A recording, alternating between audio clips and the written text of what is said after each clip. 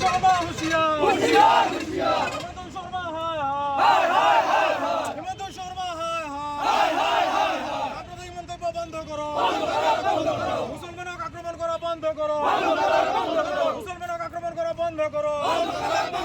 হিমন্ত শর্মা মুর্দাবাদ মুর্দাবাদ মুর্দাবাদ go back go back Assam সরকার go back go back go back Assam সরকার হায় হায় হায় হায় হায় অসম সরকার হায় হায় হায় হায়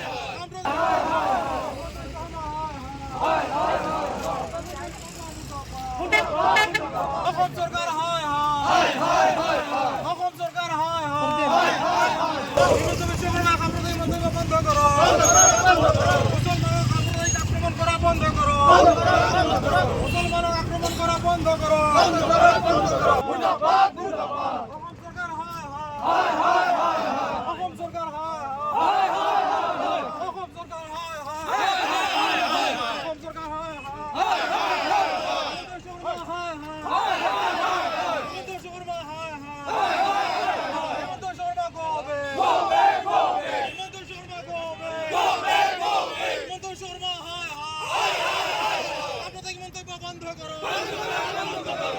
মুখ্যমন্ত্ৰী হিমন্ত বিশ্ব শৰ্মাক অবিৰতভাৱে ধৰ্মীয় সংখ্যালঘু লোকসকলক বাৰম্বাৰ সাম্প্ৰদায়িক মন্তব্যৰে আক্ৰমণ কৰাৰ পৰিলক্ষিত হৈছে আৰু মুখ্যমন্ত্ৰীৰ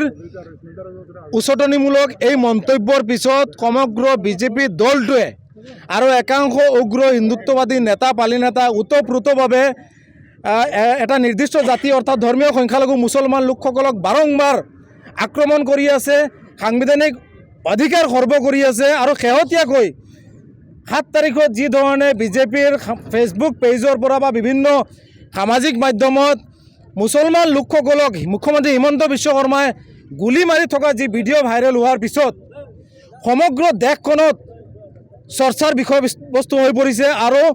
অসমখনক বিশ্বৰ দৰবাৰত কলংকিত কৰিছে এই মুখ্যমন্ত্ৰী হিমন্ত বিশ্ব শৰ্মাই। গতিকে আমি মুখ্যমন্ত্ৰী হিমন্ত বিশ্ব শৰ্মাৰ এনেধৰণৰ সাম্প্ৰদায়িক মনোভাৱ,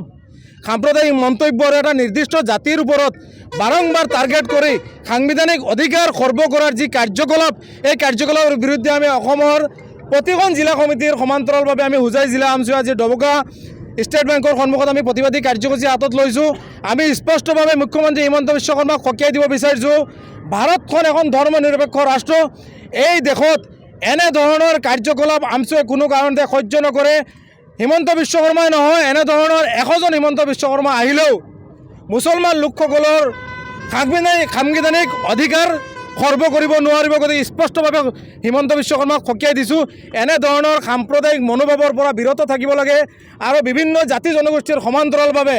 মুছলমান লোকসকলো যাতে আগুৱাই যাব পাৰে, সাংবিধানিক অধিকাৰ সাব্যস্ত কৰি, মৌলিক অধিকাৰ সাব্যস্ত কৰি যাতে জীয়াই থাকিব পাৰে, আগুৱাই যাব পাৰে, তাৰ প্ৰতি লক্ষ্য ৰাখি মুখ্যমন্ত্ৰী হিমন্ত বিশ্ব শৰ্মাই এখন সন্মানীয় পদবীত যিহেতু তেওঁ আছে, গতিকে তেওঁৰ পদবী মৰ্যাদা অটুট ৰাখি তেওঁ নিজৰ দায়িত্ব আৰু কৰ্তব্য সুচাৰুৰূপে পালন কৰিবলৈ আমি স্পষ্টভাৱে সকীয়াই দিছোঁ। অন্যথা আগন্তুক দিনত এনেধৰণৰ কাৰ্যকলাপৰ বিৰুদ্ধে সমগ্ৰ অসম স্তব্ধ কৰি হ'লেও প্ৰতিবাদী কাৰ্যসূচী হাতত ল'ম। কোনো কাৰণতে মুখ্যমন্ত্ৰী হিমন্ত বিশ্ব শৰ্মাৰ এনেধৰণৰ সাম্প্ৰদায়িক মন্তব্য আমচুৱে সহ্য কৰা নাছিলে আৰু 100জন হিমন্ত বিশ্ব শৰ্মা আহিলেও আগন্তুক দিনত আমচুৱে সহ্য নকৰে, একদম স্পষ্ট কথা।